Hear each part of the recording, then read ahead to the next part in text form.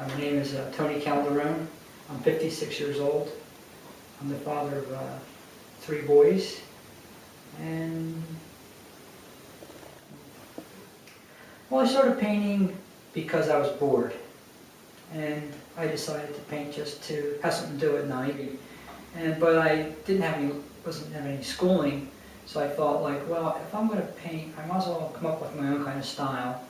And doing the kind of work I do for a living, which is being a machinist, or I am a machinist, I thought I would paint more of a very strict, pronounced, fine, detailed work. That's the kind of work I do. So I thought I would just actually get that and put it to my paintings. When I do paint, I paint under magnification, where I have to hold my breath as I'm painting, because I'm painting with this big lens and just actually going real slow.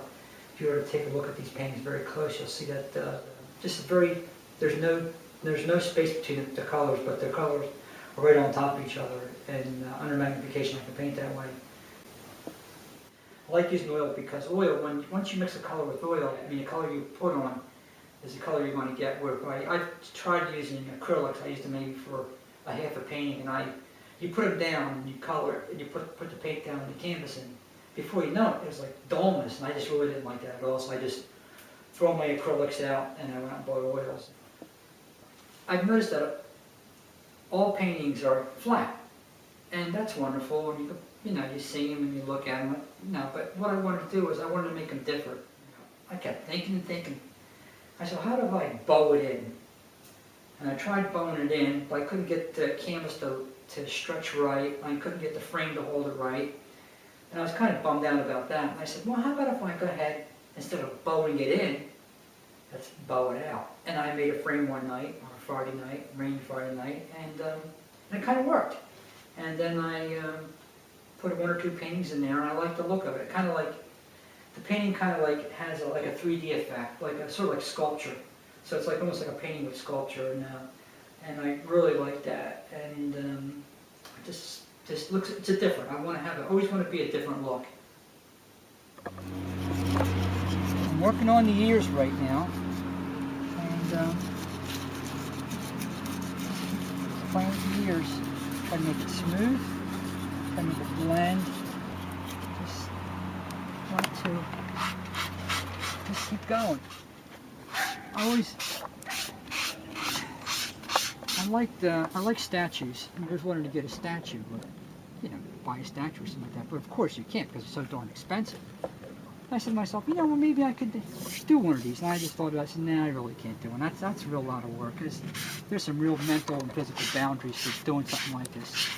Then what I did is one day I decided to get a piece of stone, and told my wife that I wanted to purchase a piece of stone. And we never looked at the stone, got it, brought it back, and I made it, and I kind of liked it. It was like a lot of physical work, and it was really, really hard.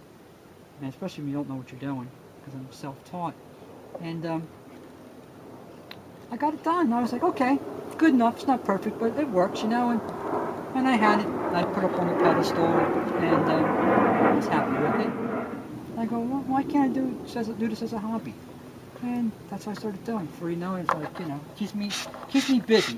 It's my very first piece, and it's very crude, but I have my statue, and I was very happy with having a statue. And that kind of was basically pretty satisfied for about half a year. I had to get another piece of marble and start playing with that. And this is the totem pole. I saw this piece in the marble in the yard, where I get my marble. I looked at it and I go, I wonder what I can make out of that. This piece I really had no idea what I was going to make out of, because it was long and tall. I'll make a totem pole out of it, and so I just made a totem pole. It's pretty hard to do. It's hard to actually get this piece and pick it up and put it down on here. I made the base, and there's my totem pole. It's supposed to be myself and my 3 sons. Doesn't look like any of us, but nobody knows what we'll look like in 1,000 years from now or 500 years from now, And but there's the totem pole. I kind of like that piece. So, well, I sculpt. At first, it was like something to do and everything, and like I said, I need something to keep me busy, to challenge, the physical challenge and mental challenge.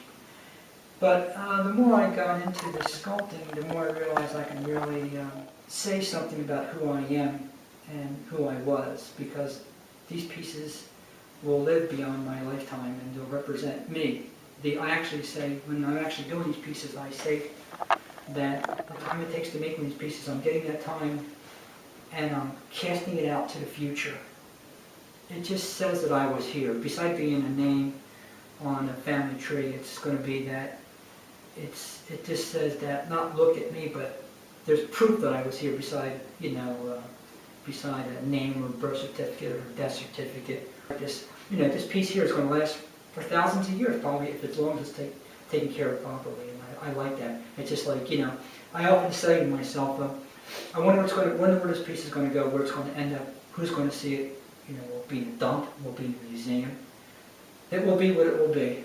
But these are definitely my representatives of the future. It just says, like, hey, Tony Calderon was here. He was a person who lived, and this just says I was here. That's it.